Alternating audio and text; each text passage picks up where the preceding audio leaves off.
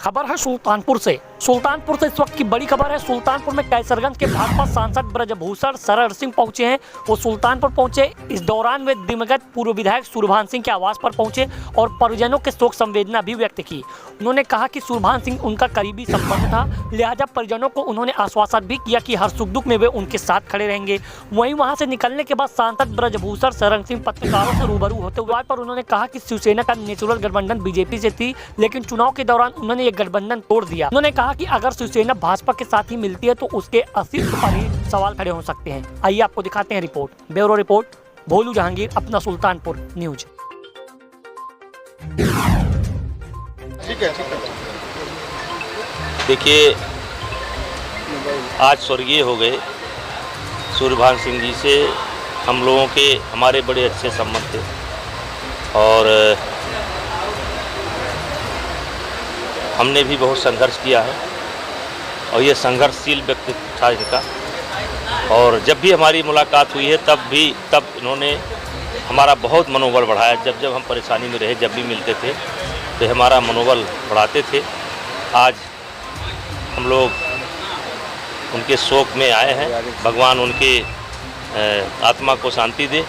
और परिवार से यही मैंने कहा है कि भाई कभी भी कोई भी ज़रूरत अगर हमारे लायक पड़ती है, हम लोग लायक पड़ती है, तो अपना भाई जान करके, परिवार जान करके हमेशा संपर्क में रहें। महाराष्ट्र में जो है आपका शिवसेना का राज चला, महाराष्ट्र में सरकार को लेकर क्या करना चाहिए? देखिए, शिवसेना का जो नेचुरल गठबंधन है वो बीजेपी थी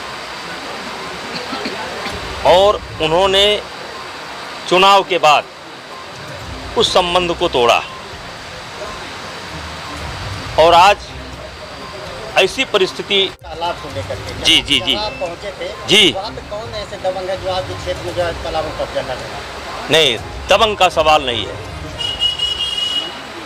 कुछ स्थानीय दबंग सारी रात डंडा लाठी लेकर के गरीबों को एक तरीके से बंदी बना करके उन्होंने तालाब पटाने का काम किया। सुबह मुझे पता चलता है और फिर पूरा वीडियो पड़ा है। और देखिए, मैं अब जैसे कल एक वीडियो मेरा और पड़ा होगा, एक रोज़ मैंने देखा कि अयोध्या मुख्य मार्ग पर जो फोटो लगा हुआ है मोदी जी का, योगी जी का, उस पर कुछ पोता हुआ है, तो हमने ट्वीट कराया क्योंकि चुनाव बीत गए। आपने तमाम देखा होगा कि चुनाव बीत गए और चुनाव तक के लिए करना था, आपने भी देखा होगा, और ये अधिकारी सो गए, तो हमने ट्वीट कराया। तो दूसरे दिन सरकार ने एक आदेश निकाला और वो सारे हट गए। कल मैं इंटीरियर में जा रहा था, देखा वहाँ फिर वही हाल हमारे प्रधानमंत्री जी की और हमारे योगी जी की। तो कहने का तात्पर्य ये है कि सत्य बोलना गुनाह नहीं है, सत्य बोलना गुनाह नहीं है। अब अगर मैं सत्य बोलता हूं तो उसका मतलब गलत ना निकाला जाए और मैं सत्य बोलूँगा। मेरा कहना है किसी सोते को गफलत से जगा देना बगावत है।